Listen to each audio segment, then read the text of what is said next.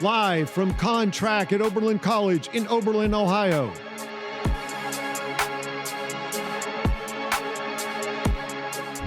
The 2026 Women's Decathlon World Championships.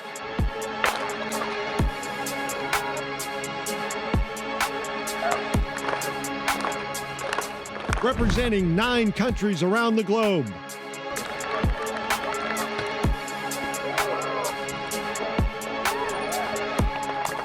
Ten events, unlimited potential.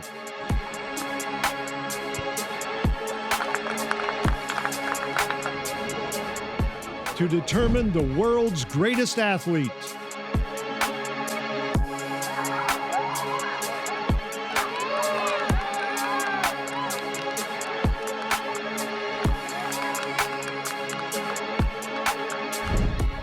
Chasing 8,000 points.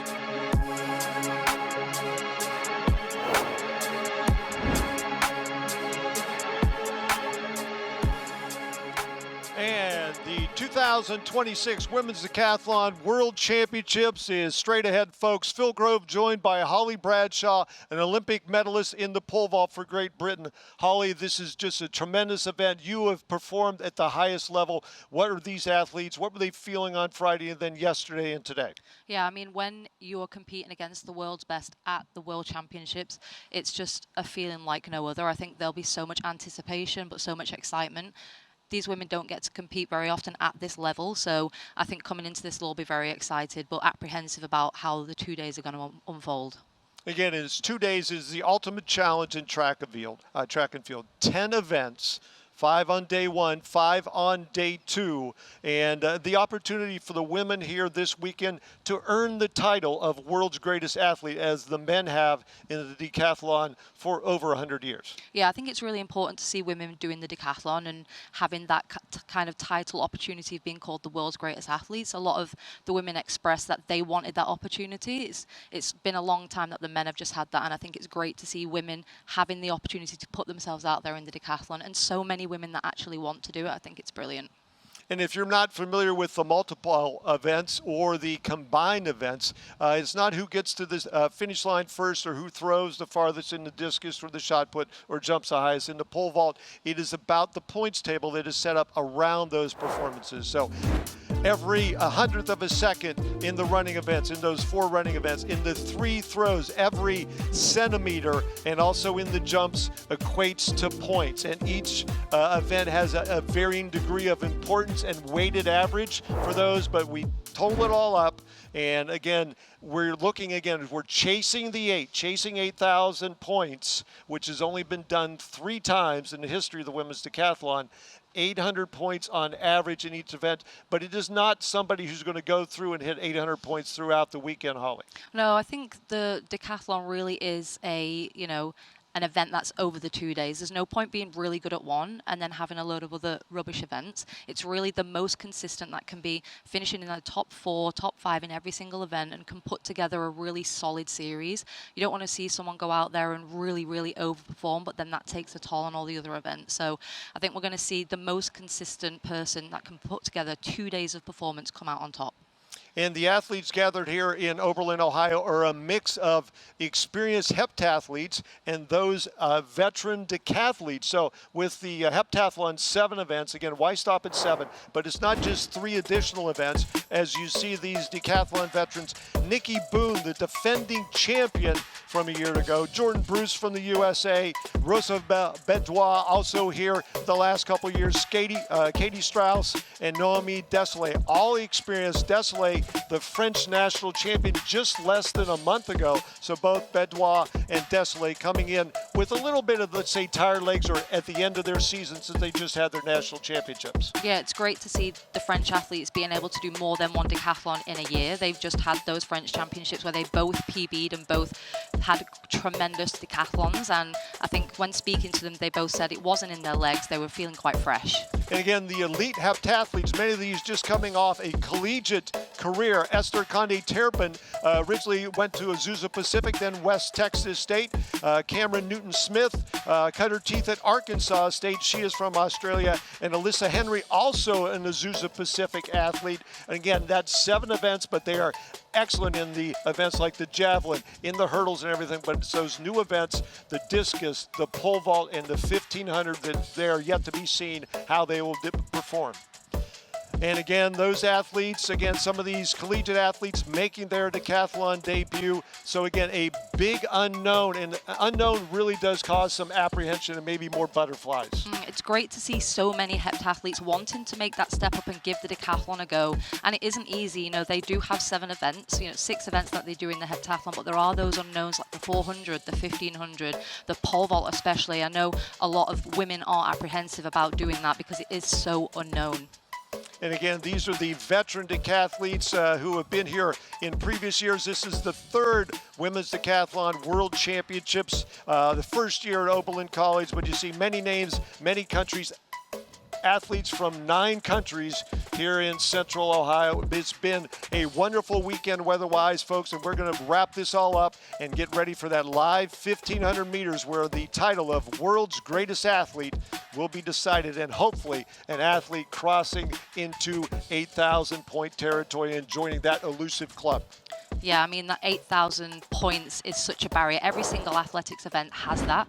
And I think the 8,000 meter is the decathlon one. And I know a few women have that in their sights. And I think it's going to be really exciting to follow them and see their journey along the way. It's going to be really, really fab. This is the most depth we've ever had in a decathlon. We have so many talented women out there that have put together really good performances. So especially the heptathlon athletes coming in, I'm going to be really interested to see how they develop, especially in the discus and the pole vault. Holly and I had the opportunity 2 days ago to talk to these athletes and pose them a couple questions. One being, what does it mean to be the world's greatest athlete? And here's what they had to say.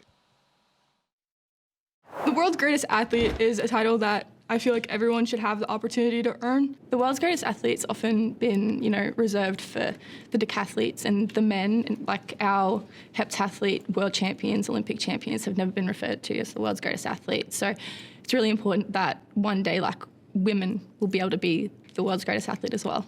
It's traditionally a title that's been belonging to men, and so to have that carry over into women's sports is an incredible thing to have.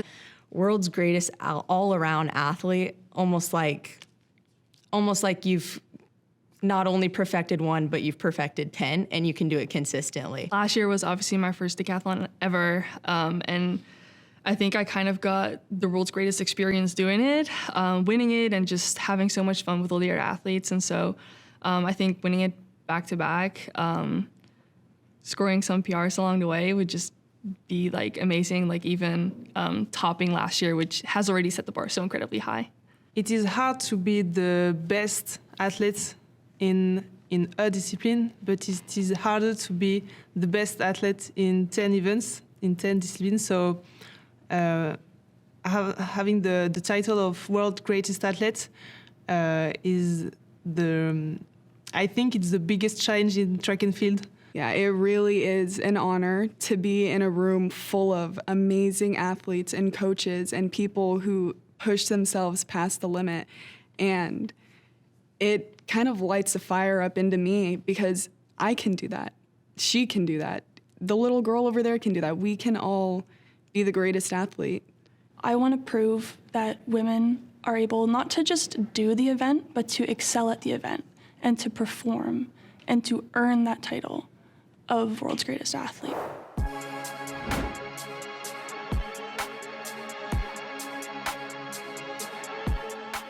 On the track, event number 1, the 100 meters of this year's Women's Decathlon World Championships, and adding to the tension at the starting line, a horn goes off.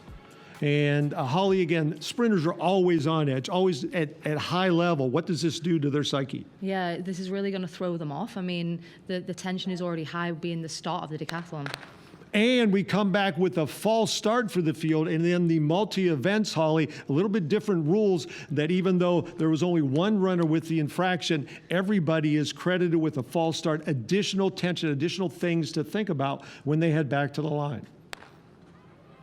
And it's a clean start and a good one. These are our fastest qualifiers, our fastest sprinters down the track at Oberlin College. On the outside, Camryn Newton-Smith, Esther, Condé-Turpin to the line as one. And it looks like it is Esther Condé-Turpin is going to hit the line first. Taking another look at this, Holly, boy, they were in high gear early on. Yeah, I mean, it's perfect conditions out there. The humidity and the heat, it's perfect for sprinting. And wow, what a race. The top three women have gone under the world best. That is just phenomenal sprinting. And again, Camryn Newton-Smith, you saw her about 50 meters, really looking strong, had a little bit of an advantage, but Esther Condé-Turpin in the final 20 gets the victory. And again, speaking to those numbers, 11.80 seconds, the fastest ever run in the women's decathlon 100 meters, a new world best for Esther Condé-Turpin as the top four all go under 12 seconds. Second heat on the oval again. These are athletes who are going to be in the conversation for 8,000 points heading into your living room. Roséva Bidois in lane number one from France, but on the outside, it is Nikki Boon, the defending champion from the Netherlands. She hits the line first. There, that looks like another really, really fast heat. That is actually a big PB for Nikki Boon, taking off 12:23 down to 12:05, and another PB for Roséva. So those two sprinters there egging each other on, a really, really close race, and they've really pushed each other on to both breaking their PBs. As we'll talk about throughout the weekend, points are the important factor in this one, and Nikki Boon with that 12:05 gets 943 points. Yeah, it's just worth noting that you see there Katie Straus coming through the line holding a quad. Looks like it was really strapped up, so I hope she's doing okay. And again, just the camaraderie between these athletes. They're all in this together, 10 events, 2 days. Section number 3 on the oval, and another clean start for the field. In the middle of the track, Maria Sarton from New Zealand in the black and white kit, headed toward the line, 100 meters. She's going to lean and get there just in time in front of Julia Juan Lodi from the Netherlands, as the two came across the line as one, 12.60 seconds. Yeah, it's worth noting there, Aubrey Phillips, the youngest girl in the field, broke her PB. She is only 19, and she's shaved off 3/10 of a second off her PB. In our fourth and final section, 100-meter dash, this field of 25 women decathletes. A clean start on the outside. Robin Selkirk from Canada with the shades in the sun in an Ohio August afternoon, and hits the line first. A nice lean, good form all the way through, Holly. Yeah, another massive. This is just beautiful conditions for sprinting. That is a big PB for Robin. We've seen so many PBs across this afternoon, and now, yeah, Robin Selkirk there hasn't broke 13 seconds and has run 12:68. An amazing run for her, and she looks really, really pleased with herself. And again, just the friendship between these combatants. They leave it all on the track and in the field and celebrate those great moments, as Robin Selkirk again with the win in heat number 4. Yeah, this is a decathlon debut. She will be really, really pleased with that. Massive, massive PB for her. Great start to her decathlon campaign. And it started out hot. This is another look at section number 1. Camryn Newton-Smith, Esther Condé-Turpin, down to the finish. Condé-Turpin finishing the best, the West Texas athlete representing France this weekend through the line, once again rewriting the history books in the 100 meters in the women's decathlon. 11.80 seconds. Newton-Smith 11.83. The top 3 finishers all under the former world best, and the 4th place finisher matched that number, 11.92. Those are huge points for the field. Yeah, brilliant start to those women's decathlon. All right, and we'll be back with more action from this year's Women's Decathlon World Championships on the All Women's Sports Network.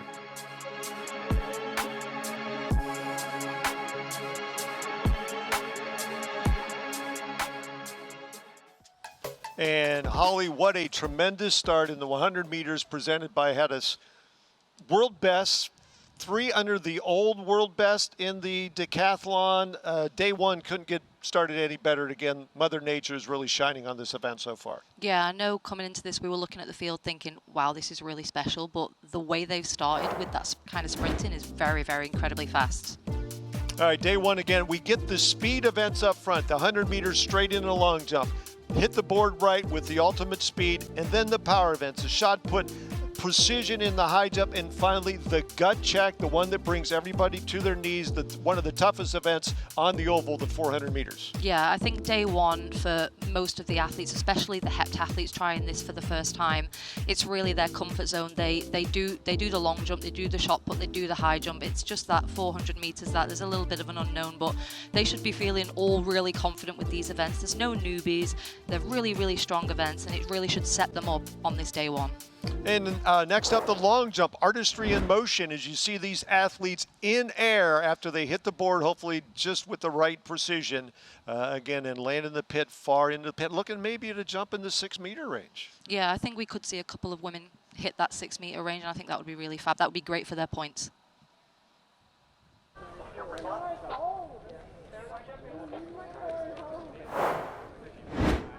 And event number 2 in the Decathlon Holly, the long jump. So we go from speed event to speed event. Nikki Boon on the runway first. Yeah, we should see some really good long jumpers off the back of that 100-meter sprint race. You know, there's a lot of crossover, and this is Nikki Boon, and this is her 3rd attempt. That was a very, very nice jump. You can see her building the speed into the run-up. She doesn't look too happy there, but you really see the elevation off the board, which was, to me, a really, really good attempt. Again, after opening with a foul, that was very important. So last year's defending champion, now the runner-up a year ago, Straus, her first try down the runway. Yeah, we saw her struggle a little bit with a quad in the 100, and that does not look good. It looks like she is clutching her quad there and not happy. And that is a real shame. You never want to see an athlete like that, and yeah, she's not happy with that jump.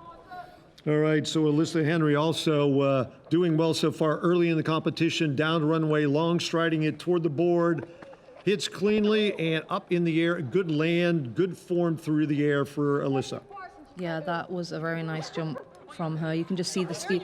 All these women are really good sprinters, so it's no wonder they're good in the long jump. It really is a crossover event, and they will be really nice and warm off the back of that 100 meters. So that was a nice jump from her. And getting the crowd into the action, Esther Condé-Turpin from France.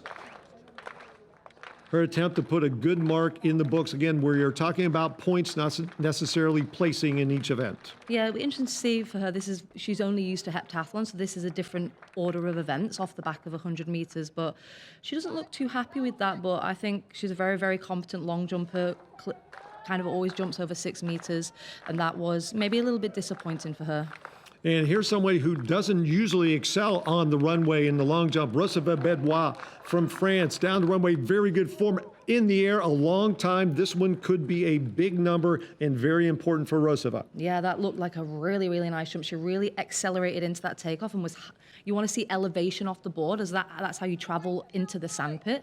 And that looked like a good jump, and yes, it is. It's a massive PB for her. Big, big improvement on what we saw her do in round 1 and 2. And that is a massive jump from her, and you can just see how happy she is. And it went from fingers crossed to exhalation for Roséva Bidois, still celebrating with her teammates and coaches. Again, 6.03 meters. Big points. She finished 4th overall in the long jump. And now Noémie, her teammate from France. Quick speed, good board placement, didn't give away too much of the white board, Holly. Yeah, she has a really nice leg shoot, which means she capitalizes on all of that kind of energy and speed she brings in. It means she travels further into the pit, and that looked like a nice jump, and yet she's happy with that 6.09. Brilliant, brilliant jump. It's great to see so many women going over that 6-meter barrier. It's not that common to see women in the decathlon doing that, so it's great to see. That was almost a 20-foot jump for Noémie. Hannah Hill from the U.S.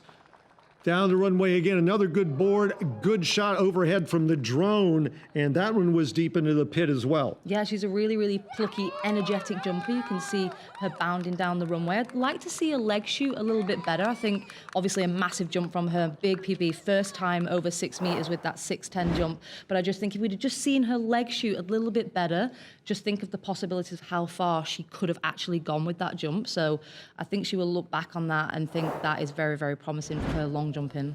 And now from Australia, a experienced heptathlete, Camryn Newton-Smith, also a great long jump, almost a 21-foot jumper. And you see running through the air, landing well into the pit.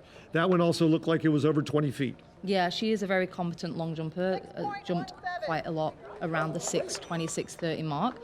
She seems really happy, clapped herself with that 6:17 jump. It's actually only 2 centimetres shy of the world best in the women's decathlon, so what a brilliant start for her in her first attempt. But yeah, you can just see the speed and the power, and that leg shoot is just brilliant. She's literally capitalising on every single element of the long jump and trying to get as far as she can, and it's brilliant to see such a great technician. Again, the top jump of the competition, Camryn Newton-Smith, and she put 2 big jumps on the board. This is her final attempt, going out almost as far into the pit as she did on her best, 6.14 meters. Again, she's gone 6:31 in her career, over 20 feet, 8 inches. But again, just the form down the runway just as important as the speed. Yeah, I mean, she did pass her second attempt, as we see here, the celebrations. And this long jump competition has been absolutely fantastic. We've seen some brilliant results, and it just reflects the caliber of athlete we have here in this Women's Decathlon World Championships. And I think this is really setting us up for what could be such a special decathlon. And the big numbers in the long jump, especially for Camryn Newton-Smith, 6.17 meters, 902 points. Hannah Hill, 6'10", 880. Remember, folks, it's about the points. And speaking of points, after 3 events, Noémie Desailly in the lead, 2,615 points. She jumped up 3 spots. Camryn Newton-Smith still in second at 2,605, and just another 10 points back. Roséva Bidois from France at 2,595. Up next in this year's coverage of the Women's Decathlon World Championships, a look at the elite heptathletes as they made their adjustment to not only 10 events, but 3 different events, the pole vault, the discus, and the 1,500 meters, live from Oberlin College. I am super excited about having my first decathlon, honestly. The decathlon has been created almost like perfectly for performance, and the heptathlon seems like it's just kind of put together and pushed over to the women. So it's very cool that we get to experience how a multi is really done. Those 3 extra events are a lot more than you actually think. The training for it, the training that's involved is just a lot more. It's 2 extra events, field events that you need to train for in the week, and then the extra mileage as well. So yeah, it's just so completely different than the heptathlon. After missing my qualification for the European Championship, I have I would say 2 choices, just end my season, or turn this as in a different way. So I had the opportunity to do the decathlon. So here I am.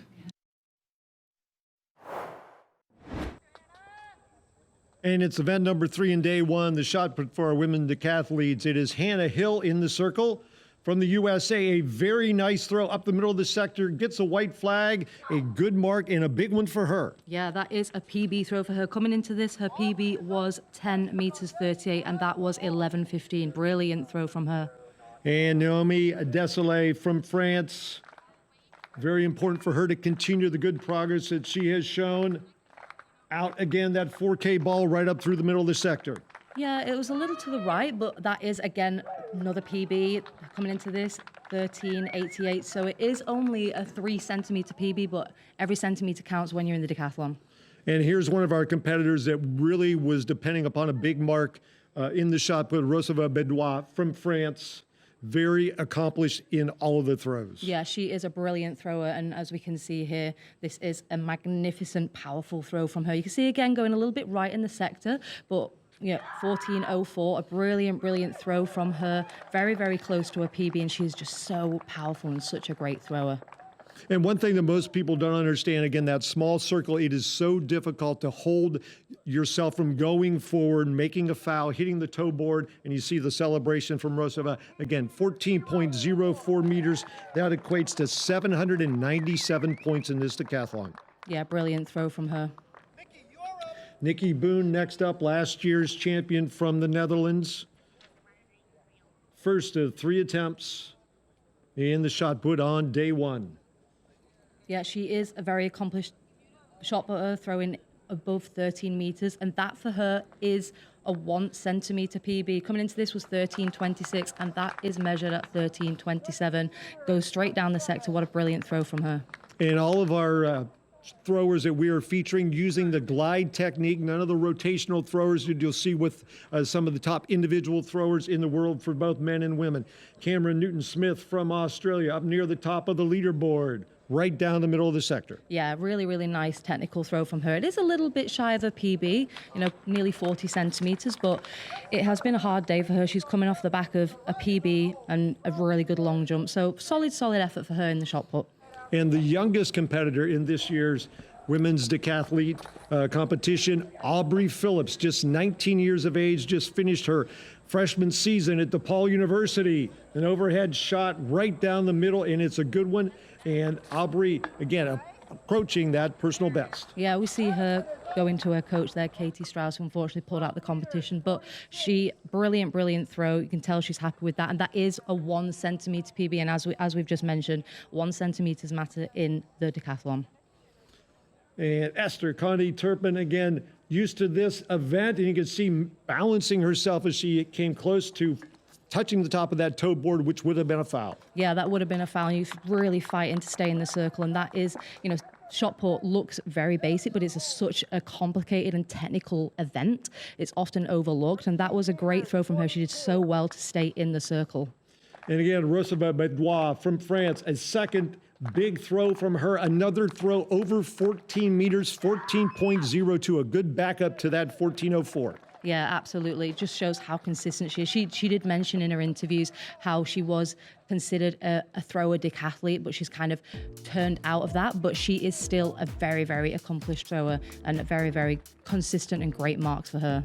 Flashing a smile coming out of the circle, Roséva Bidois again, 14.04 meters, good for 797 points. Noémie Desailly from France, 13.91, a big 7.88. So they're the top two throwers in the women's shot put.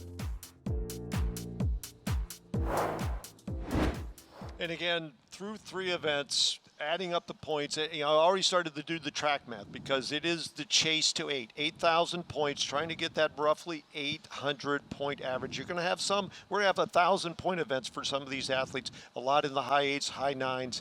How do you think everybody's feeling mentally, not only physically, after 3 events? Yeah, it's still early days and it's hard to really track this far out. We've still got 7 events to go, and it's so easy to just look at the leaderboard and think this person's going to get the 8,000. But like you say, there's some events where people will score 1,000 and some where they'll score 500. So I think it's still early days, but it's really worth us tracking, and there are some people on for the 8,000. All right, we'll be back with more from this year's Women's Decathlon World Championships after this brief break.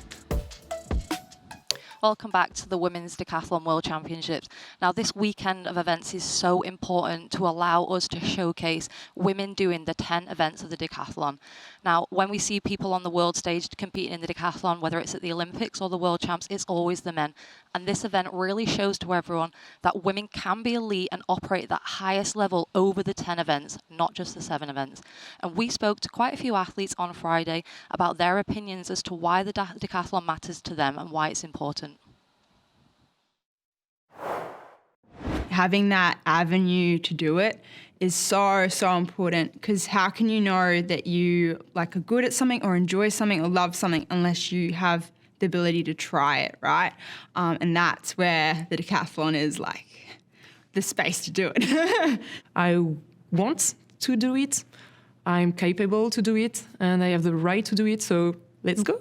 I think it's really important that we start having more high-level events for women like this, because competing in the decathlon at a high level shouldn't just be for one gender, it should be for both. Women are more than capable of doing all 10 events, and it's an amazing feeling to just be able to prove that. I think it's a great opportunity for women's sport to show what we're capable of. The question is not, I want to do like men. No, absolutely not. It's not a fight like this. It's, I want to do decathlon because it exists and it sounds fun. I think it really matters being able to compete in the World Championship in the decathlon, just to kind of set the stage for women in the future. I think that 2 years ago I was a thrower decathlete, and now I think I am a real decathlete. For me, it's the best way to do track and field. I don't have limits, and I want to be the best that I can do. And event number 4 in this year's Women's Decathlon World Championships, the high jump, a very technical event, Holly, and the first one that really is very important to put all those elements together. Yeah, it is an incredibly technical event. So many elements go into it, as we see there. Noémie Desailly with her first attempt failure at 1:47. Now, this is a really important bar for her. She isn't a brilliant high jumper, so if she was to clear this would be brilliant for her points, but we just see her there not getting enough elevation off the floor. As Nikki Boon now also at 1.57 meters, just over 5 feet 1 inches, a good clearance for her. That would be the final bar that she was able to clear. So that wraps up her points for this event. Another look, Holly. Yeah, she really winds up into the takeoff well, and we see the air time there. That is a brilliant clearance. It is a shame she didn't manage to go higher on this day, but that's a very, very solid clearance. Good high point over the bar, perfect kind of transition over that bar, which, yeah, is great to see. And now Desailly back with the second attempt at 1:57, and she is up and over. That is such an important bar for her to clear. Like I mentioned, high jump isn't her stronger, so for her to picking up points here and clearing that bar is really, really crucial. She is already ahead of where she was in her PB decathlon just a month ago, so this is very, very promising, and you can just see how stoked she is. A very, very beautiful clearance with nice kind of clearance over the bar. She really put the technical elements of that jump together. And next up, Roséva, Bidois, one of the leaders from France. From the left side, clean up and over at 1.60 meters. Yeah, she has, as we can see, 2 kind of back-to-back clearances, not wasting too much energy. She comes from the other side and really winds up. Again, a very, very comfortable clearance over the bar. Nice travel time. You don't see her taking off too close to the bar or too far away. And that is a nice clearance for her. And 160, maybe, a little bit underperforming what she's capable of, but still a good performance. Up next from the United States, the youngster 19-year-old Aubrey Phillips, 166. And to your point, you talked about conservation of energy. So much strategy involved with this. We see that she had to go 3 attempts at 163, but up and over on her initial try at 166. Yeah, I mean, look at that. It's a beautiful clearance. And yeah, she did take 3 attempts to go over the 63, but 66 she does first attempt and very, very clean. She is a very, very good high jumper. She is only 19, and we see her going over to her coach, Katie Straus, for some feedback, but that was a beautiful clearance for her. And first attempt, Esther Condé-Turpin, not one that she would maybe want to take home and show the parents, because that was not a very good jump at 169. No, she is a 179 jumper at her best, and that was something kind of went wrong there. You can see she almost touches the bar with her hand. It's almost, I get the impression that she was taking off a little bit too close to the bar and kind of panicked and tried to put her hand there. And this, as a true professional she tried to make it work and do the best she could with it. And Adeline Adeger, also from France, a solid jumper, clean up and over at 169 second attempt. Yeah, she isn't necessarily featuring in the overall standings in the decathlon, but high jump is one of her strong events, and that is a really nice clearance at 169. We see the kind of speed and momentum and power she brings into the run. And you sometimes see athletes either powerful or kind of loping in, and she is a speed power athlete, so she really brings the speed in and transfers that speed into height and vertical energy, and she is really, really happy with that clearance. Yeah, the 169 she finishes on today. And now Esther with a second attempt with an opportunity to get 36 more points if she can up and over this bar and also sort of make up for that first attempt that we saw earlier. Esther Condé-Turpin, clean at 169, again worth 842 points. Yeah, you see her shaking her head there because she knows this is a bar that shouldn't really trouble her. She has jumped 10 centimeters higher, which in the high jump is a significant amount. And I mean, look at the clearance on there. This is the bar that she finishes on, and she should be going so much higher. So this is a modest bar for her, and she would have liked to have gone a bit higher to help her overall standings in the decathlon. But she finishes on a very, very nice clearance at 169. And some of the big point scorers in this event, Alyssa Henry from the United States, up there near the top of the leaderboard, 1.75 meters. Yeah, if she was to clear that this is a PB, and she does clear it, beautiful high jumping. You can just see both of these girls, Alyssa and Cameron, who are still left in the competition, have really not expended hardly any energy during this high jump comp, making those first time clearances count. And when you have 10 events to do, it's really, really important. And she's, again, another very, very powerful athlete. You see her striding and preparing to take off. And again, beautifully high clearance. You can see how much height she has over the bar. And yeah, very, very nice high jump technician. And those first attempt overs, very important. You get sort of in a rhythm, don't you, Holly, knowing that from your pole vaulting days? Yeah, it builds confidence to be clearing things first time. If you're kind of panicking and having to go third attempts, it's not ideal. And you see the first time knocking the bar off at 175, Camryn Newton-Smith. Again, this is the bar. If she is able to clear 916 points, so you see that big jump. We were talking about 842 all the way up to 916, just for the bar moving up twice. Really didn't have it on that attempt. Yeah, she lost a bit of ground in the shot put, and high jump is one of her strong events, so she really does need to be clearing this bar. The pressure is on for her to clear this and make sure she doesn't drop those all important points. So it would be really, really great for her to see her clear this, and she does. She does give the bar a little rattle, but you can just see how excited and stoked she is to actually clear that, and that was a very, very nice jump under a lot of pressure.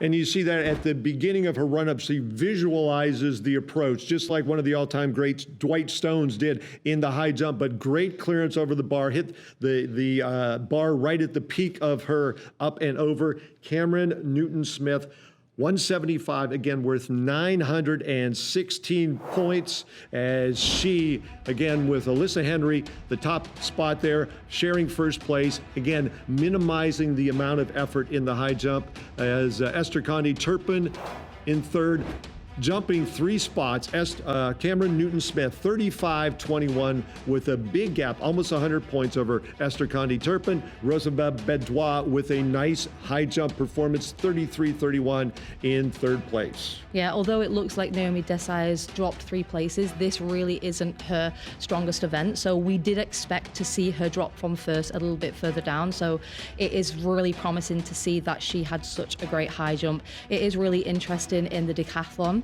The standards will keep chopping and changing because somebody might have a poor long jump and then bring it back in the javelin. So it is really interesting to see how these kind of movements will happen as the course of the decathlon unfolds. Go from a finesse event to the gut check, the 400 meters next in the women's decathlon. And arguably the toughest event of day one, the 400 meters, one of the toughest events on the track, event number 5.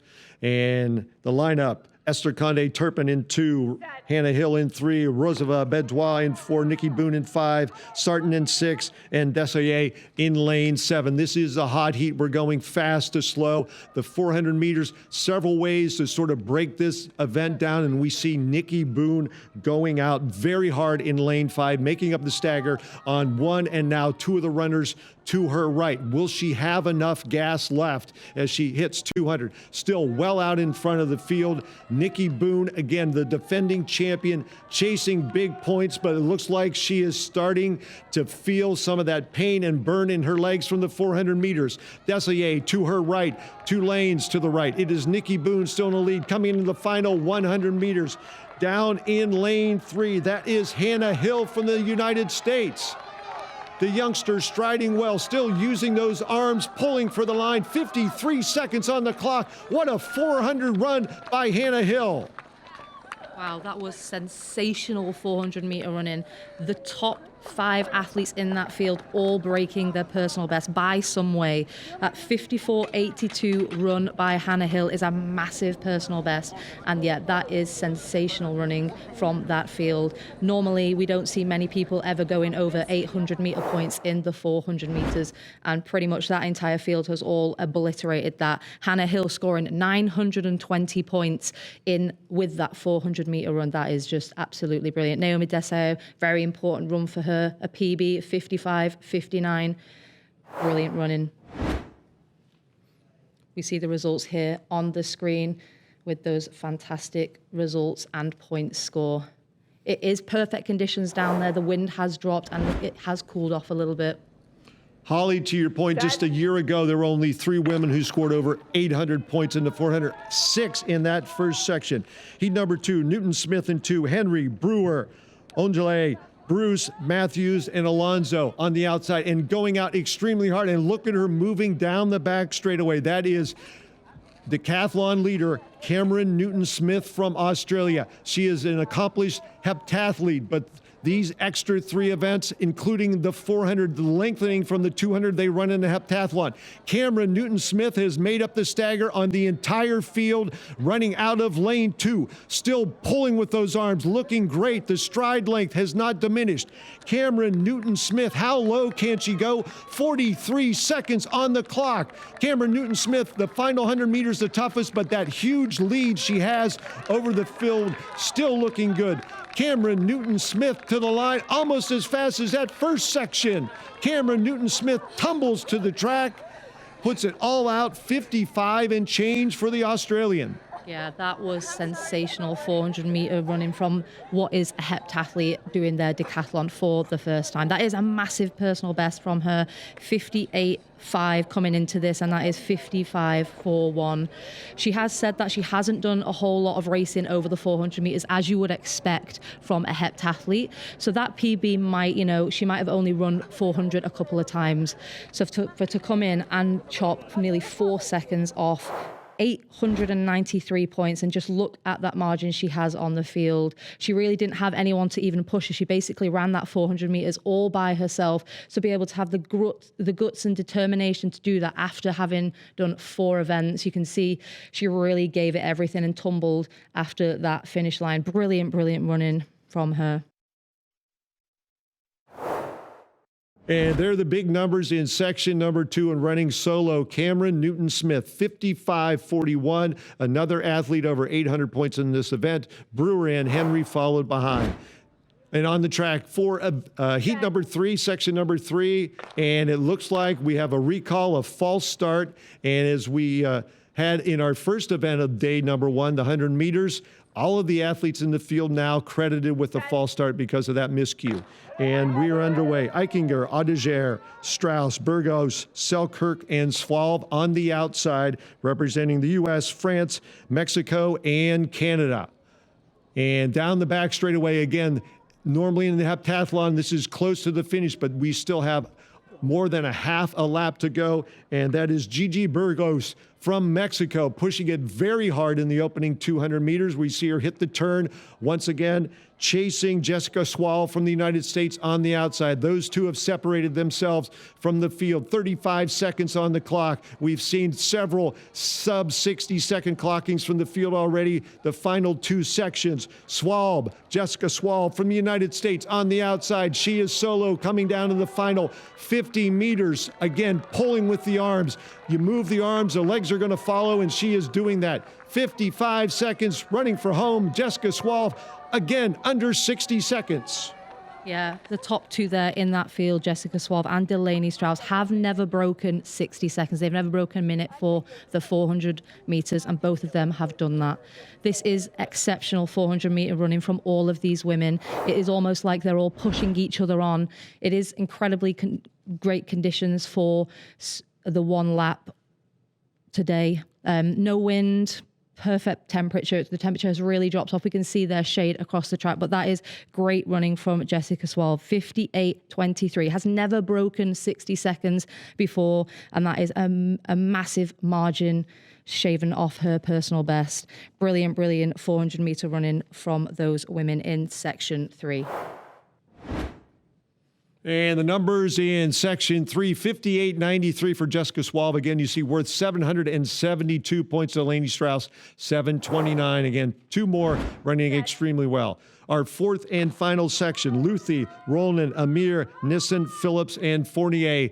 Again, initially Aubrey Phillips, a youngster from the United States, just 19 years old, finishing her freshman season at DePaul University in the Midwest not too long ago, taking out very strong, already made up the stagger on Fournier from France on the outside, but not giving up the battle. Amir from Palestine in the middle of the track. You see that beautiful drone shot. They hit the start point for 200 meters, the final half lap. Amir from Palestine, 36 seconds on the clock. This is the most difficult part of the race. This is where the legs really get heavy. The arms really have to dig in and pull form has to hold, and looking very good. Saray Amir from Palestine has 4 runners close behind as the clock closes in on 60 seconds to push toward the finish line. Points and seconds very important, and a close blanket finish, the top 4 in the final section of the women's 400. What a way to end day 1. Yeah, another great section there from these women. Top 2, Sarah Amir and Aubrey Phillips, both breaking their personal best, shaving off a few tenths, but that is incredibly important in the decathlon. Every second counts. It is just testament to these women how much they are pushing each other on, that we have seen so many personal bests across this 400 meters. And it's also the toughest event. You've already done 4 events. Most of today is speed power. We've had the long jump, we've had the high jump, we've had the 100 meters. The last thing these women want to be doing right now is running a 400 meters. So to be seeing so many personal bests across the board is absolutely brilliant. Really, really, you can see the smiles on all of their faces. They're happy to get this 400 meters out of the way. And a look again at these Section 4 results. Amir from Palestine, 60.32 seconds, just missing joining that sub-60 club, as 11 athletes all told did that in this 400 meters, an epic 400 meters for the women's decathlon. Hannah Hill with that spectacular 54.82 worth 920 points. Camryn Newton-Smith from Australia, the experience and Olympic caliber heptathlete, coming in 55.41, a huge PB, 893 points. She was a leader. She will go out of day 1 as the overall leader, and just some spectacular numbers all the way through 8th place. Yeah, I think it's great to see the likes of Camryn Newton-Smith and Esther Condé-Turpin, who are heptathlon specialists, scoring so many points in this 400 meters. I think whenever you see anyone get close to 800, 900 points in an event in the decathlon, you know they've done a spectacular result. So to see so many women go over 800 and one go over 900, that is really an incredibly fast times that they are running for the 400 meters. It's brilliant to see. And Holly had a chance to catch up with Camryn Newton-Smith. I'm here with Camryn, who is our leader after day 1. So Camryn, give me some thoughts on how today was. Yeah, I think it went really well. I started off really strong with a 100-meter PB. I've never broken 12 before, so that was really nice. Rolled into long jump, really good. Shot, pretty but everyone's been doing super well, and it's been really good to be out here competing with the girls. And I think I just finished with a really strong PB in that 400 from lane 2. With no other one around me, so that was really hard as well, but really rewarding at the end of the day. Yeah, today is a bit more like a heptathlon, but that 400 is very different and new for you to get a good result in that. How does that feel? Yeah, I think I've run maybe 1 in the last 10 years, so I knew I was going to PB. It was just going to be by how much. Super different beast to the hep, like a 5th event, and it being a 400 is just so difficult. So mad respect for these girls that do the decathlon. It's been really tough, but they made it really fun. Going into tomorrow, are you excited or anticipating any results? Yeah, I'm super excited for the hurdles. That's probably my strongest event. After a 400 though, I'm not really sure how it's going to go, but I'm just going to really try and start the day really strong because I'm going into my events that I'm not very strong at. So just really want a good start to the day. What are you going to be doing tonight to help recover mentally and physically ahead of tomorrow? I'm going to have a really big feed, and then I'm going to probably hit an ice bath and some compression boots and then sleep. Really big sleep. Nice. And in terms of today on a whole, decathlon is a bit of a grit. We all know how tough you are. Is there any moments today where you really had to tough it out and grit in? Yeah, super gritty. I just think this decathlon is just so much harder than the hep at this point. Shot put was just a little bit down. High jump was really tough. I felt like I was slipping a little bit in my corner, but still ended up really strong. And yeah, that's really about it. Everything else I think went as smooth as it could have been. You're going to be having a bit of a target on your back going into tomorrow. Is that something you're thinking about, or you're really just focusing on yourself? Trying not to think about it, focusing on myself. I think the girls are going to have a really strong day too, and they're going to be chasing a lot. And I think I'm going to be the bunny a little bit tomorrow, so I'm really just hoping I start the day really strong, and then discus goes well for me. And one word to summarise your day. Ooh, exhilarating. Nice. Thank you so much. Now back to Phil to wrap up his thoughts for day 1.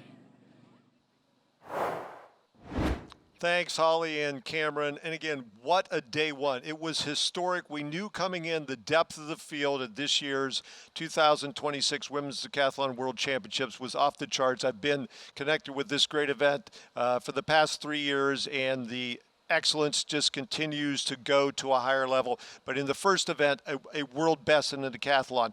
In the long jump, the number 3 mark of all time. And then they come back in the 400 meters for the second fastest 400 ever in a women's decathlon.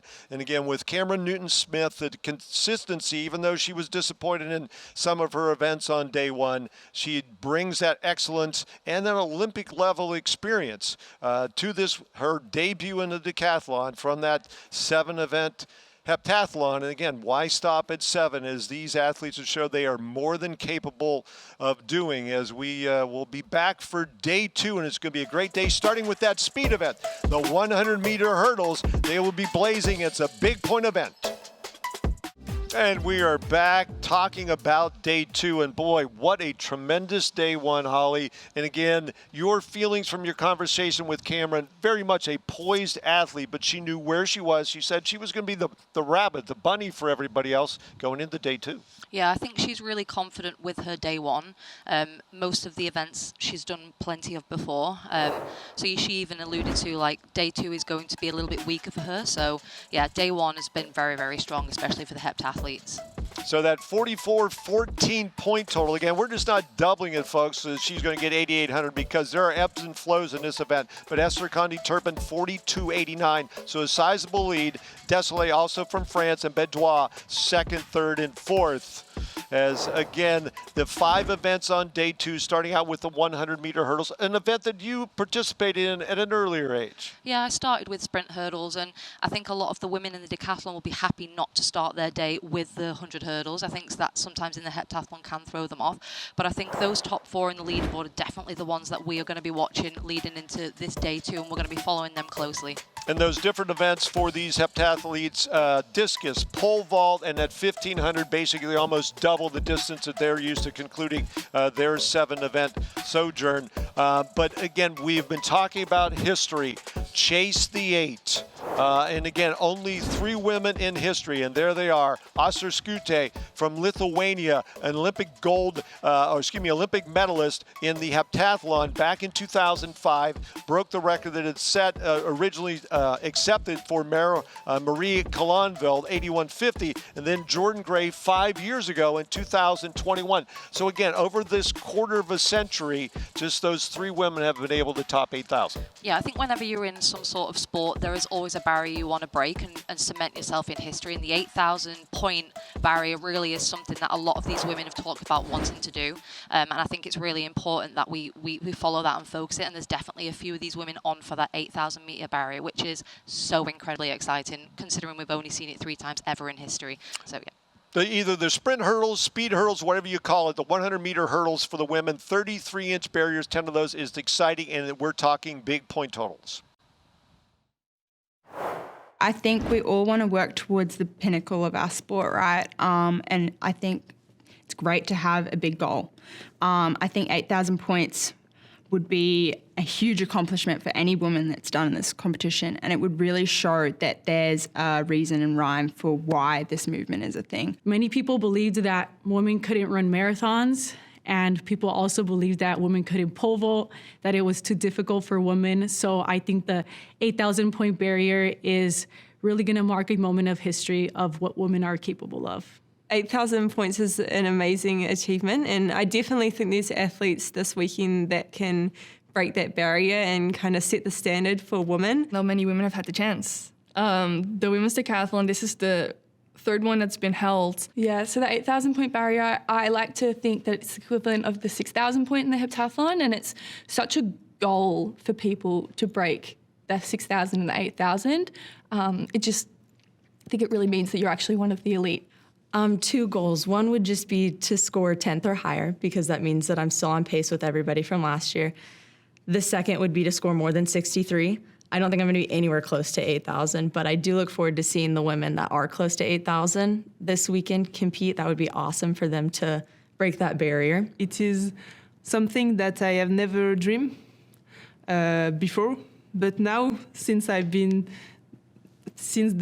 French Championship, so I think, it's close now. You have to have a lot of really good marks. You have to have a good weekend. You have to have the training in the background and the familiarity with the decathlon, as well as the opportunities. I believe if we make the women's decathlon more global thing, I think we will see so many women really either reaching it or trying to reach it. 8,000 barrier is definitely on my mind.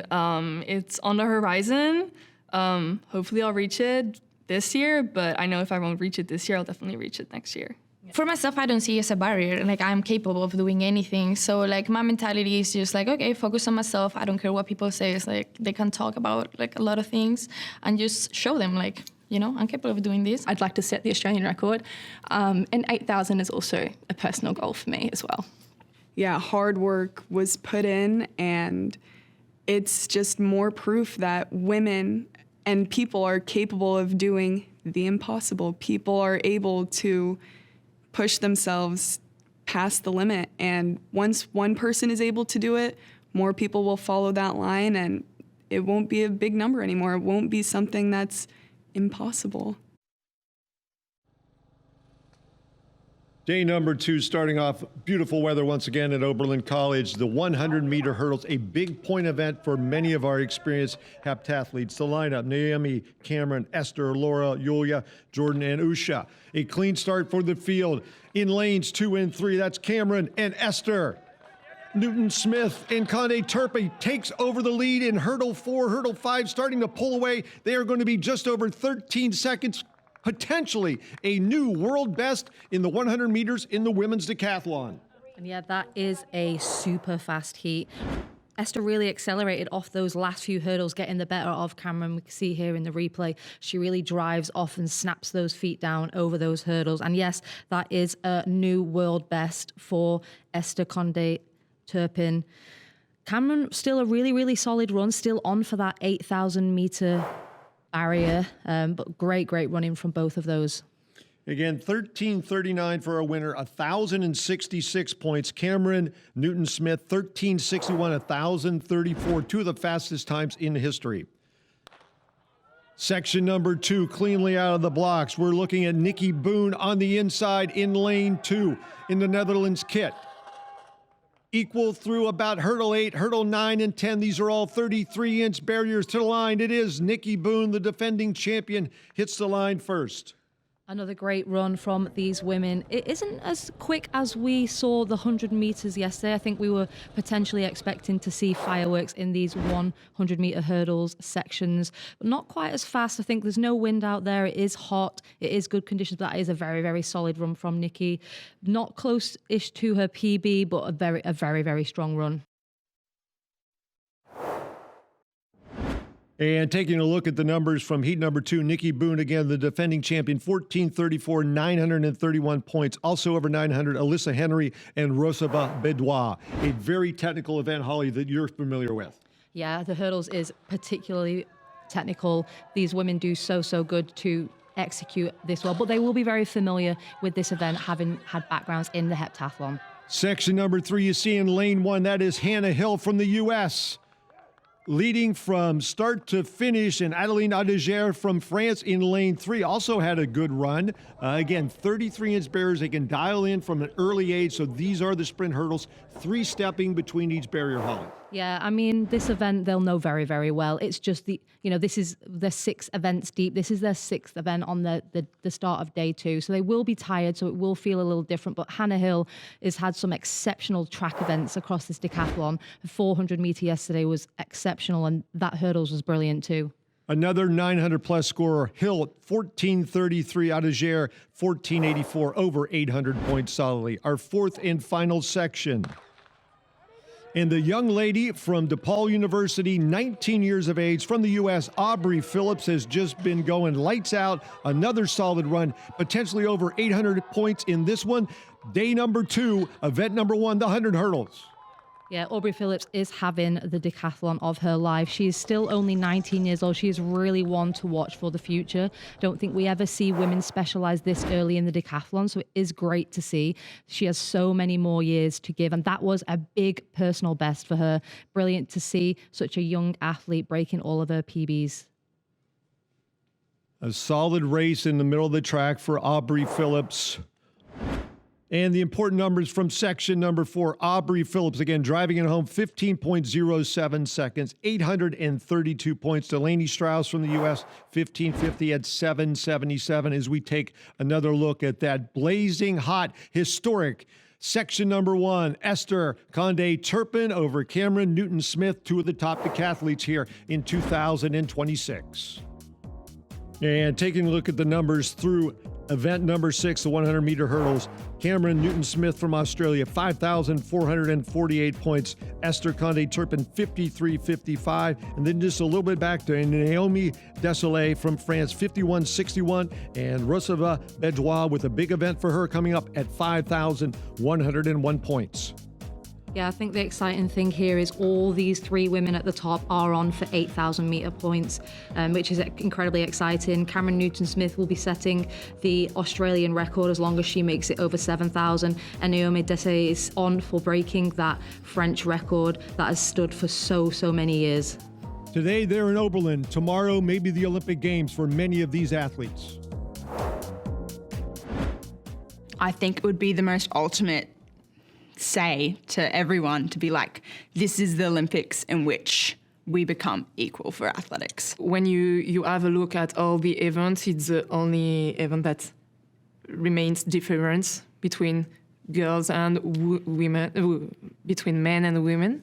But in reality, is deeper than just an equality question. Is more about, I am a woman, I want to do it, and you answer me that I cannot do it in 2026, really? In a lot of other sports, there's a lot of equality, there's a lot of female sport, and I think it would really show to the world that we're ready to make it equal. My dreams and goals for the decathlon are obviously 2032, my home games would be amazing to get to do the first ever ones at the Olympics. I also have goals for LA 28. Obviously, that'll be a heptathlon probably, but hopefully we can get enough visibility so that for 32 that's going to be a thing. It is incredibly important to have women's decathlon at the Olympic level. There's a lot of milestones to get there, and I think we're headed the right direction. The main mission of the women's decathlon is to get it to, I think it's 2032 in Brisbane. And I believe that's such a realistic goal. And I think that everybody who's been working their asses off to make the women's decathlon happen deserves to watch it at the Olympics. And I feel like we've shown that there's really no need for it not to be, because we show that the athletes are capable of it. There's so many high-performing athletes here. Pole vault was only introduced into the Olympics in the 2000s. Why can't it be decathlon next, you know? I think the next step is to show that we have very, very good decathletes in the world, and I really think that this weekend will show this. I feel in the future, it's just a matter of time, in the future this will become like a big thing. I would like to see women in decathlons in Olympic Games. I know we will see decathlons for women in Olympic Games, for sure. To be a decathlete at the Olympics as a woman is 100% something I want to see in the future. For those who make the decision about what events are in the Olympic Games, they have to come away impressed from day number 1 and day number 2, starting out with the 100-meter hurdles presented by Maverick, coming back with the discus in this year's World Decathlon Championships. And one of the new events for many of these women, especially the veteran heptathletes, the discus. And I'm looking at the all-time numbers of 49-meter 21 throw by Esther, the world record holder, only worth 836 points. That is a big-time mark. So a lot of these athletes are going to try to go out there to hit the 600, 700 range as far as points. Yeah, I don't think anyone out there is quite capable of getting close to that world best, which is really interesting because we've already seen so many world bests today, and that's just the differential between the kind of events. The throwers tend to be scoring a little bit lower. So yeah, if we can see a couple of these women go, 600, 700, that would be phenomenal for their point score. Trying to keep it in the sectors, spin around in that circle and let loose. It is the discus, day 2 of the women's decathlon.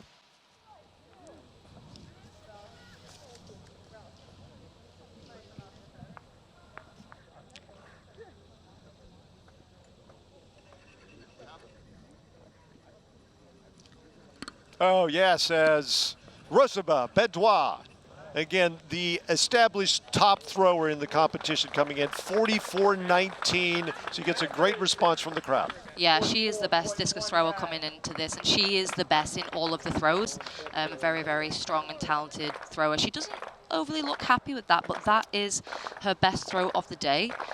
We are going to see her third round attempt here, and you just see it looked like a very, very good throw. Really wound up through the circle, and you can see how disappointed she is. She knew it came out of her hand well, but it just clipped the side of that cage. Right? Yeah, and just the release in this is so important. Not only just getting a good release angle, but the trajectory and the release point, because again, she hit the side of the cage, and that one obviously a foul, didn't count. As we have Nikki Boon coming back, shades in the cage, as Nikki setting up. And another solid thrower in the discus, needed some big points.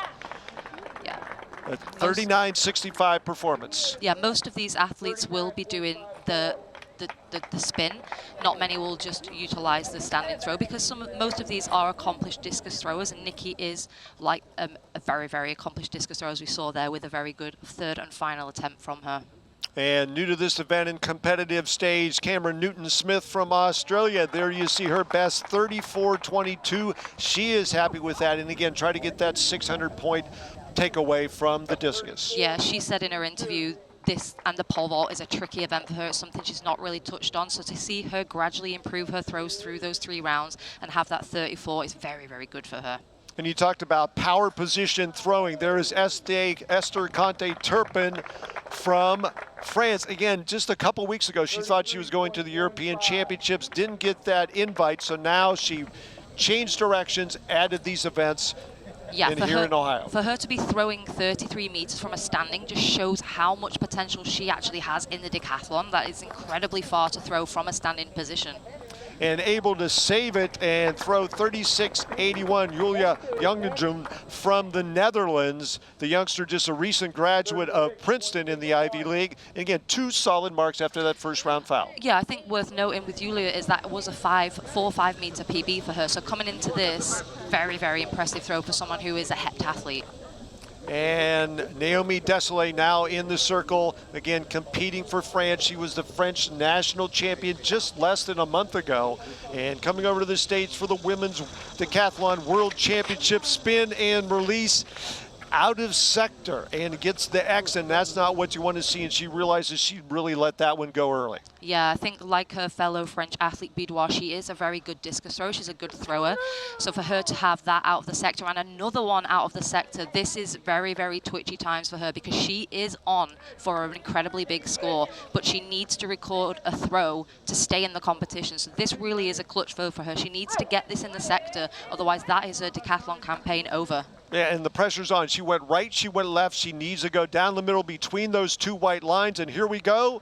And it hits the turf. Yes, just inside, and a solid throw, 39.65 meters. That is a top mark in this field, day 2. Yeah, for her to maintain composure and deliver nearly a 40-meter throw after 2 fouls, like that was such a pressure throw for her. You can see the relief. She collapses to the floor. She's so relieved to get that in, because she knew, if I don't get this in the sector, this is my campaign over. And you just see she's still calm, she's still composed, she's still kind of going through emotions, and she goes very much left, but does manage to get it in, and you see the celebration there. It's brilliant to see. You don't want to see any athlete going out with three fouls in the decathlon. And not a physically demanding event, but emotionally draining for Noémie in this one, is again has to get in a throw in the 3rd round to maintain her status up near the top of the standings. As we take a look at the numbers, again, the 2nd best throw for her, Roséva, Bidois, 44-19. Again, only 736 points each of these events. The standards are weighted based on the distances. Nikki Boon, 39.54, a nice number for her. And Jordyn Bruce, also over 600 points. No movement at the top of the leaderboard. Camryn Newton-Smith, 59.91, up by 114 points over Esther Condé-Turpin, and Roséva Bidois moves up a spot, 58.37, and Desailly also over 5800. Those four are starting to separate themselves from the rest of the field. Yeah, you can kind of see now those top four, which are kind of, we're in our sights on the start of day two, are kind of starting to separate themselves. And thank goodness for Noémie Desailly keeping that kind of third and final throw in the set. So you can just see there's very little movement. They're just trying to kind of pulling away from the field. And it's nice to see those points being up near the 6,000 mark after 7 events. And we are going to now head over to the media day interviews about the pole vault and the 1500 meters.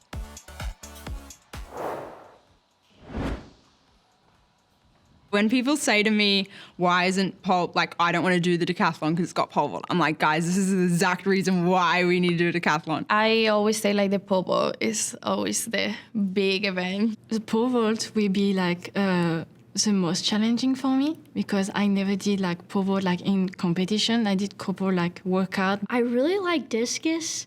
I would not spin in the shot put, so this was the first time I was learning the spin. And it's kind of like a dance to me, so I really love and enjoy that one, as well as pole vault. Pole vault is really fun. It's a real thrill seeker. The 1500, I've actually had a bit more time to prep than I have in prior years, so I'm super excited about being able to cut some time there as well. For me coming in, my focus was really laying on the pole vault as I had never consistently trained it. Like, I did it for maybe a month just in my off season to have fun with it, but I never consistently trained it, so that was really my focus coming in. As for more the 400, 1500, I'm just approaching that from my heptathlon base and see how that will go. Pole vault's been coming together really well. I've really been going all in on pole vaulting over my training for the whole year. I've only done the 15 twice. So usually it's the first is make it to the finish line in one piece, and also just race pretty much and try to find my pace and hang in there. And the pacing is a lot different than the 8, so it's a little bit harder. It's slowed down. There's an eagerness in the beginning to go out too hard, and then halfway through you realize the mistake you've made. And it's just more of a mental race, just not being scared of it and just, attacking it all the way. I think it'll be fun.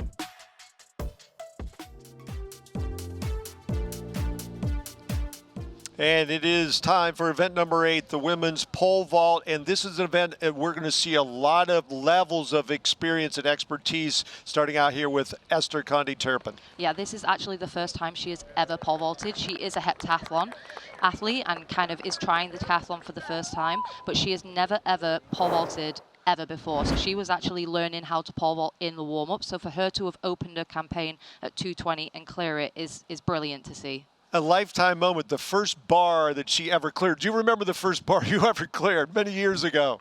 I don't think I do, but it's great to see someone trying the pole vault. And I mean, for her to come in at this competition, it's such a scary event. You have an implement that you're having to contend with. You've got the stands to deal with, and that is another brilliant clearance. So that is 2:30, a clearance for her.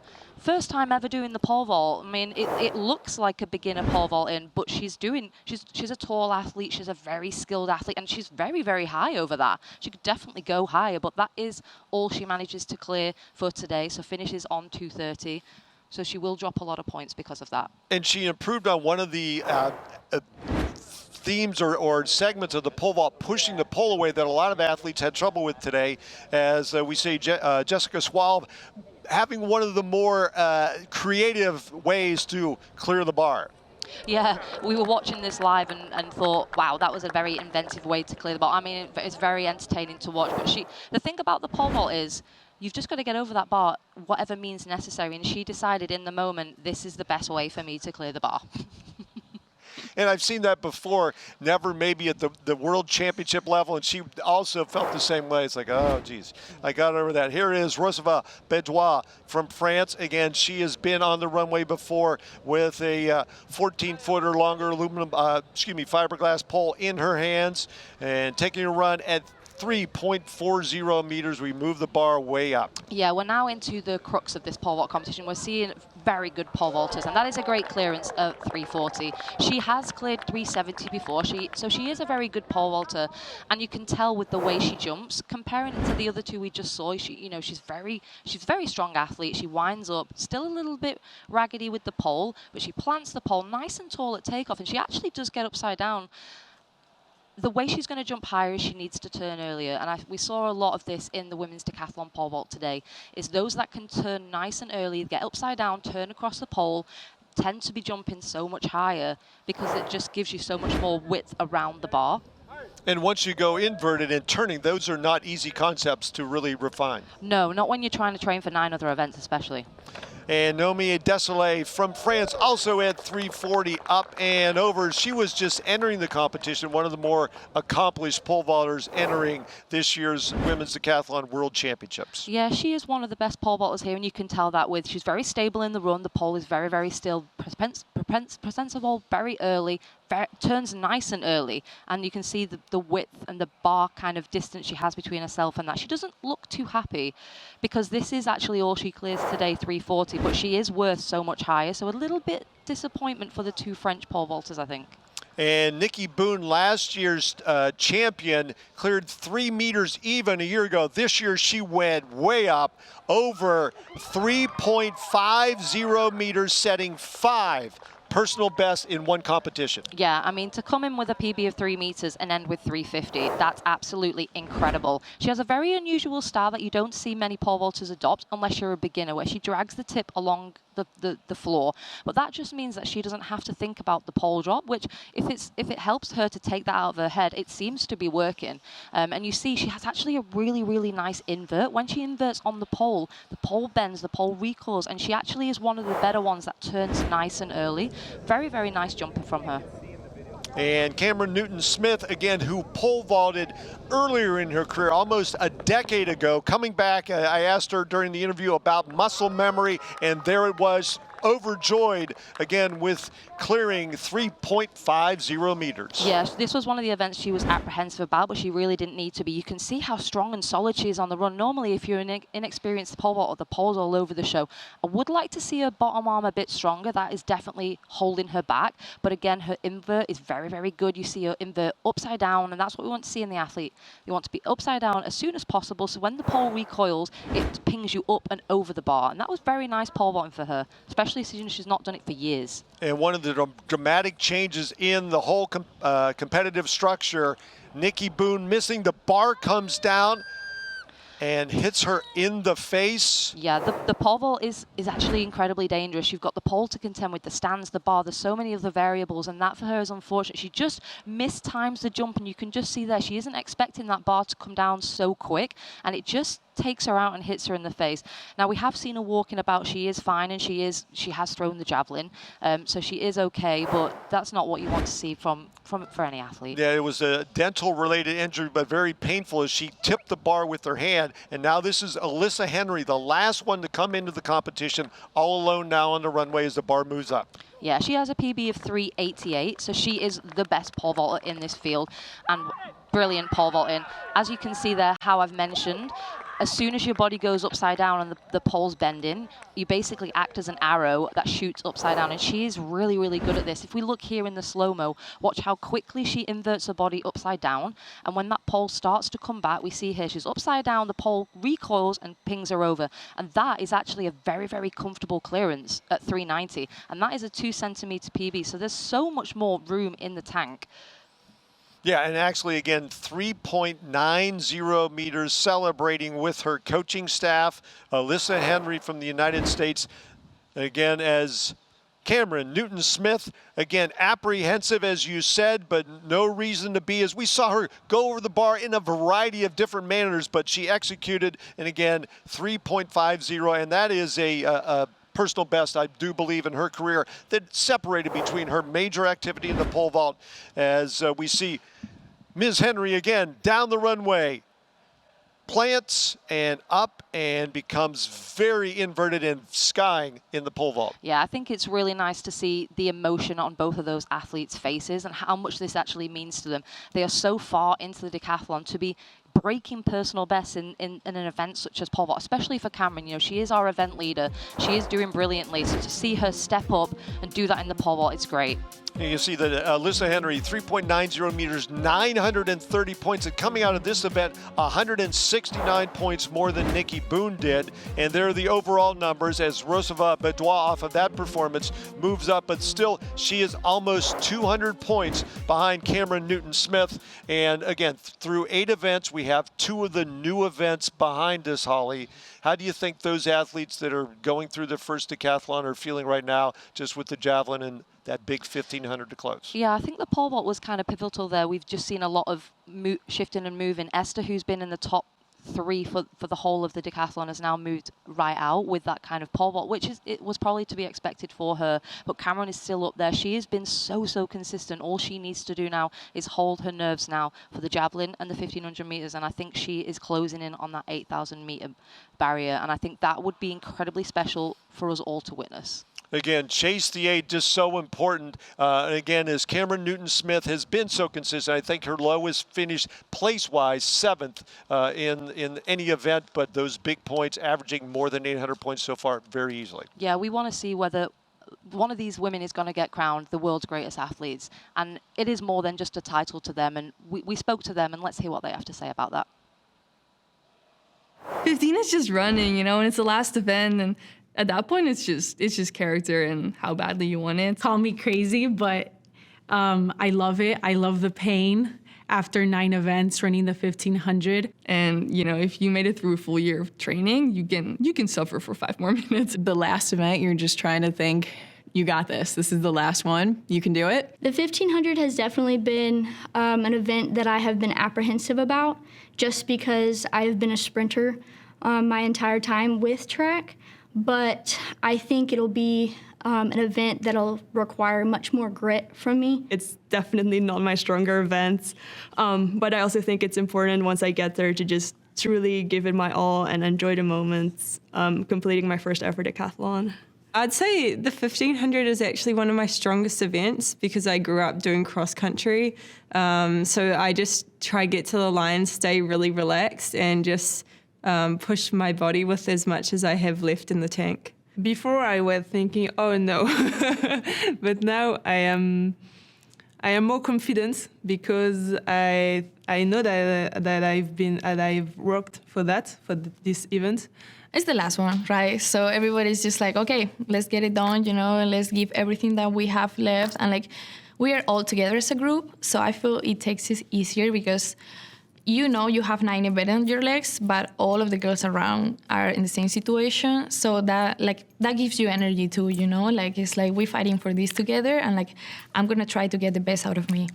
Whenever we finish the 1,500 from the past 2 years, it's a bit of joy, it's accomplishment, it's exhaustion, and it's really a community. I want you to finish my decathlon and say and think, I couldn't do more than that, and I am so proud of me.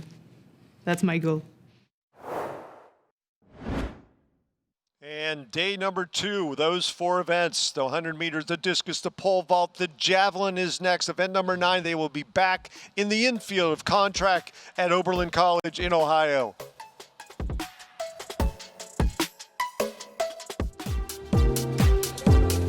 And form and function is so important in this. When you break form, it could be an injury situation or a very poor throw. As we go to event number 9, there is Camryn Newton-Smith, our leader coming in. You see her wearing that bib. She is a leader of this year's Women's Decathlon World Championships. First time down the runway, throwing it into the middle of the infield. Yeah, slightly shorter runway for her, but the thing is they've just come off the back of pole vault, which is all arms, and she has just done a massive PB, so she's probably playing it safe, only doing a couple of steps into the javelin. But yeah, you can see her elbow pretty strapped up on the right. You can see her kind of holding it in a little bit of pain. But yeah, good to get a javelin in, good to get that tip sticking in and make sure she registers a mark.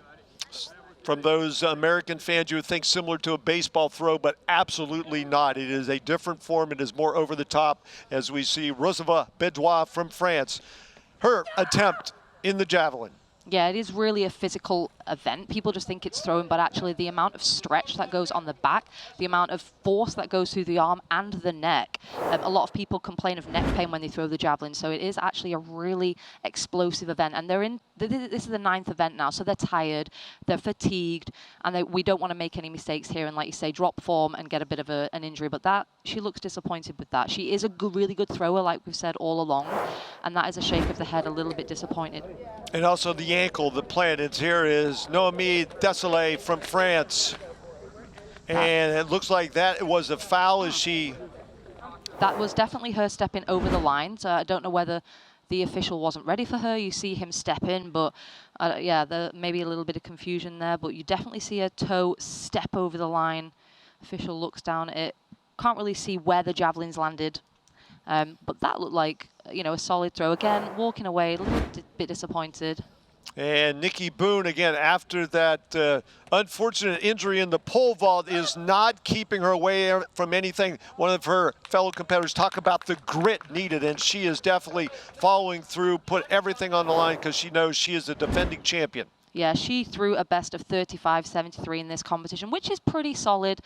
Maybe a little bit further she would have been happy with, but to see her come back after that horrible event that happened in the pole vault, yeah, you can see her teeth are looking a little chipped there. So true champion, true grit and determination, as you would expect in all of these decathletes. And coming up next, Alyssa Henry.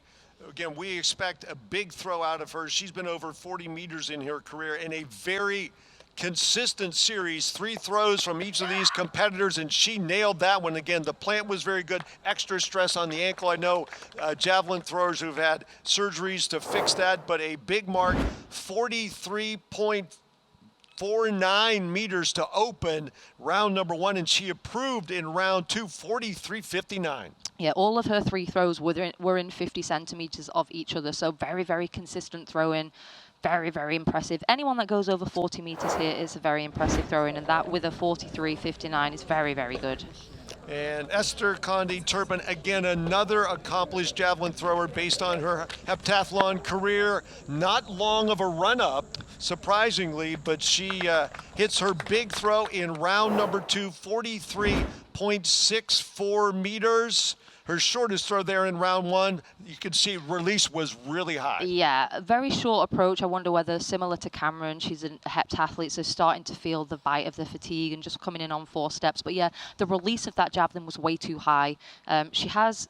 The mark that she threw is 43.64, but that first round throw we just saw was only 37, so she didn't quite get the timing on that one, but she did go on to improve it. We saw just based on the points system, it's 5 centimeters difference, but only 1 point between our top 2 throwers, Esther Condé-Turpin and Alyssa Henry. They the only 2 over 700 points. You see Camryn Newton-Smith down in 7th, but able to retain her lead going into the 10th and final event, the live 1500 meters from this year's Women's Decathlon World Championships presented by Amy Park and Paul Sieben. There are the numbers after 9 events. 270-point lead, and she is only 635 points from that magic 8,000. Yeah, I mean, she finished 7th in the javelin, but it's still got that margin amongst the rest of the competitors, and so close to that 8,000 meter mark. Now we've got one more event, and we're going to need to see something special. We are now heading over into the media day to hear about the challenge of, actually, we are coming straight out live to the 1,500 meters. And again, we're about an hour behind schedule. The pole vault was a lengthy event today here on day 2 of this year's 2026 Women's Decathlon World Championships. 3 3/4 laps. They are towing the line. And a little bit of jitters there as we'll try to get everybody back together. And in order, again, this is our live final event, event number 10. As you've watched any decathlons before, whether it's the U.S. Olympic trials or the Olympic Games, unfortunately so far just for the men, you'll see those brutes, those powerful, fast runners will just be collapsing after the end of this race. It is a difficult middle distance race, and we see number 14, Corinne Brewer. She was one of the top runners a year ago, going out near the lead, and on the inside, wearing hip number 1 because she is a leader. That is Camryn Newton-Smith from Australia. Once again, needs 635 points. She has a huge lead, 270. Right now, it's sort of academic if she's able to conclude this 3 3/4 lap event. Gigi Burgos from Mexico running out in lane 2, some extra meters, and Maria Sarton from New Zealand also in that lead group, and that looks like Delaney Straus moving up on the outside of Corinne Brewer. Brewer's going to start her collegiate career up again at Clemson University in the fall. So it is Burgos. She talked about potentially going after the world best in the 1,500 meters as they go through 353 and change. That lead group of 5, but there are races within this race as these athletes. We see Esther Condé-Turpin back in about 10th place as there's our lead group of 4. Not included in the picture right now is Camryn Newton-Smith, our leader, and right now the only athlete with a true possibility of hitting 8,000 points. We hope she brings it home. There she is right in the middle of the picture with Nikki Boon, the defending champion, about 10 meters behind her. You see about 1:26 on the clock. And there is Camryn Newton-Smith, an established heptathlete, competed in the Olympic Games previously. They closed with the 800 meters on day 2 of their 7-event journey. As we see Delaney Straus as Nikki Boon passes Camryn Newton-Smith. And you'll see during a 1,500 meters, maybe saving a little bit for that final lap as the breakaway group, Straus, Brewer, and Burgos. 1, 2, 3. Right now as they're coming up on the 2-minute mark, we'll get their split time through 700 meters. Delaney Straus, 2:10 point with Corinne Brewer right behind her. Brewer a year ago, just about the 5-minute range as the lifetime world best 450.8. That was a hand time by Annalee McGregor from the United States. And to make it in the top 10 all-time in this event at 1,500 meters as Brewer starting to make a move again. They went through 800 meters, maybe a cue from her coach, who happens to be her dad. Corinne last year went 4:52.27, the second fastest time ever in a women's decathlon at 1,500 meters. There is Nikki Boon wearing the shades, again, coming off that horrendous injury in the pole vault. Gutted it out in the javelin, back for the 10th and final event. Back to our leaders. It is Corinne Brewer. They will get the bell or the gun coming up to the final lap, 3:15 on the clock. There are our 3 leaders, Brewer, Straus, and Burgos. And there is our leader in the competition trying to gut it out. Really, you can see the fatigue in this 2-day adventure as she's losing a couple more spots, but the important thing is herself against the clock. Corinne Brewer in the final lap, just over 3:30 as we see Straus a handful of strides behind. Corinne Brewer, I know a goal of hers was potentially to break the world best in this event. Again, she went 4:52.27 a year ago. She has 300 meters to go, and she has this well in hand. Can she close in under 60 seconds over this final 300 meters? Corinne Brewer, Delaney Straus, 1, 2, you see about 25-meter gap between first and second. There is Straus, gonna have just over 200 meters remaining, another half lap. This is where you just, all the guts and all the punishments you put in those long distance runs, as Corinne Brewer, still solid turnover, using those arms. Coming down to start finish, it is gonna be Corinne Brewer from southwestern Pennsylvania, Lehigh, after she went to Notre Dame, and now going to Clemson and representing the USA. Can she get to the finish line in under 4 minutes and 50.8 seconds? Here she comes. She's got less than 10 seconds to set a new world best in what has been an off-the-charts decathlon. To the line. And this one's going to be close. We're going to leave that up to timing and scoring as Delaney Straus closes very well. And there is Corinne Brewer, took the race just after the 800-meter mark. Delaney Straus was right there with her, one of the early leaders. Gigi Burgos, Esther Condé-Turpin went very well. Nikki Boon next across the line. And again, the very important time, 5:30 on the clock, will we see Camryn Newton-Smith coming to the line. As the clock counts 5:24, 5:25, the run to the line, there's Roséva Bidois. And it's going to be down to the point total is, again, make that final sprint to the finish. You see just how these athletes are just completely wiped out. And there she is, Camryn Newton-Smith, our winner in this event. Corinne Brewer, in just a painful event, the 1,500 meters.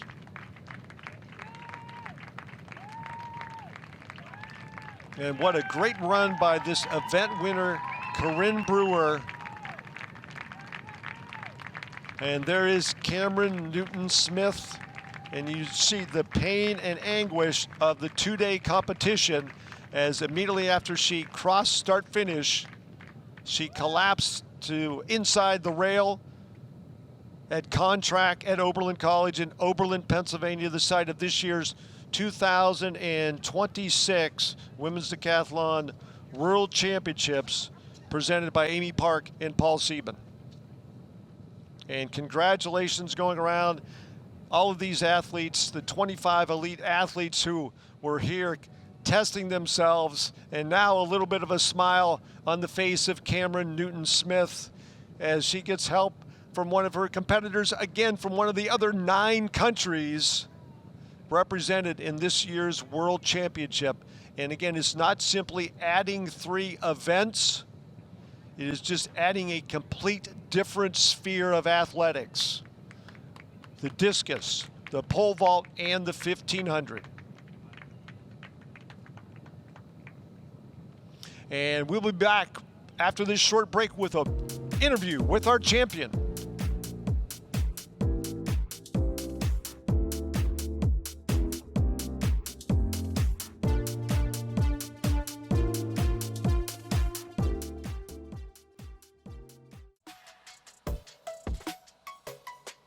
And we started with a world decathlon best in 100 meters, and it looks like we just ended with one as Corinne Brewer, just by the narrowest of margins, went 450.76 to go under the old hand time record of 450.8 that was set by Annalee McGregor in this punishing final event of 1,500 meters. It's 3 3/4 laps, but after 2 days of intense competition with Camryn Newton-Smith chasing that 8,000 mark, it's only been achieved by 3 women in history as Holly is down with our champion on the track side.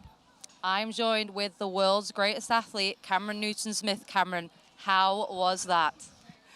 It was one hell of a 2 days. I just felt like the extra 3 events just kept coming, and they seemed never ending. I wasn't really sure how that 1,500 was going to go, and it was pretty hell, but I'm really proud of myself, proud of the girls for their fight. It was a crazy 2 days. I just kept counting them as they went past me, and that 1,500, I wasn't really sure how much I had to do, but I'm really happy with how everything went.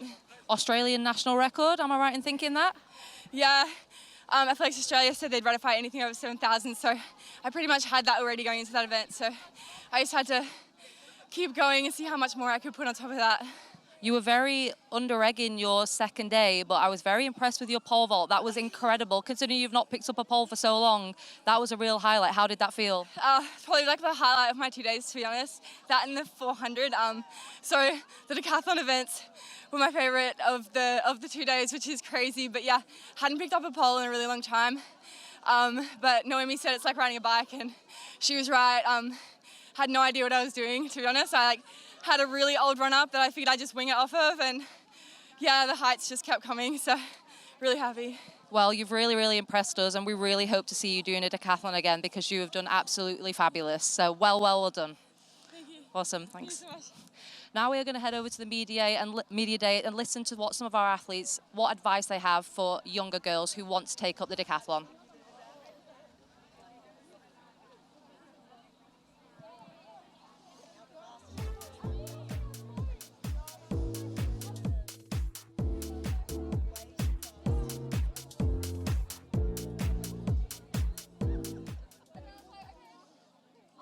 If I could talk to a young girl doing the decathlon, I would tell her to enjoy every aspect of training. At the end of the day, you have 10 events to see what you love and 10 events to see what you don't love. You can stick with it, keep doing it, or maybe you just find a random event and stick with that one.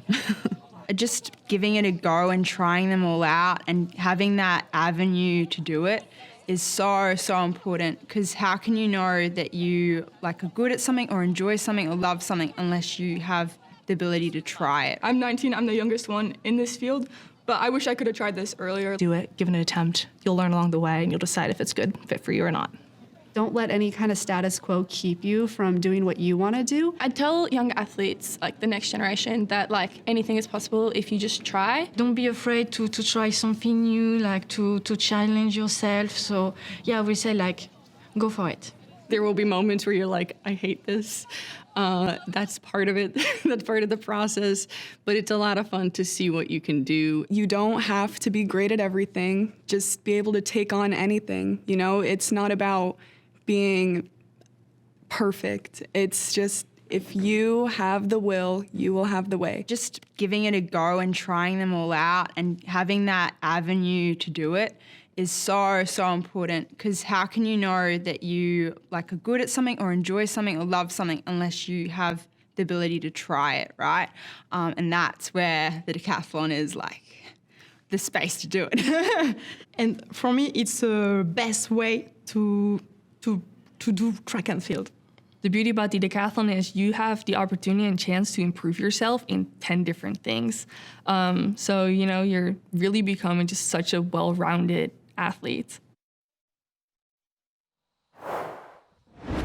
And back with what an amazing final event, a world best in decathlon, Corinne Brewer, and the top three have set themselves amongst the all-time greats in this event. Camryn Newton-Smith, 7,900 points, is now fourth all-time. Missed out on that opportunity to join that exclusive 8,000 point club, but not to be ashamed at all by her performance and realize how tough that 1,500 is. Noémie Desailly moved all the way up to second at 78.05, improved on her championship performance from the French National Championships less than a month ago. And Nikki Boon, what a gutsy performance after that unfortunate injury in the pole vault. Coming back, finishing the final two events, the defending champion went 77.14 in third, and Esther Condé-Turpin, 7,704. Roséva Bidois, 7,698. What a way to end this. What a championship. The Women's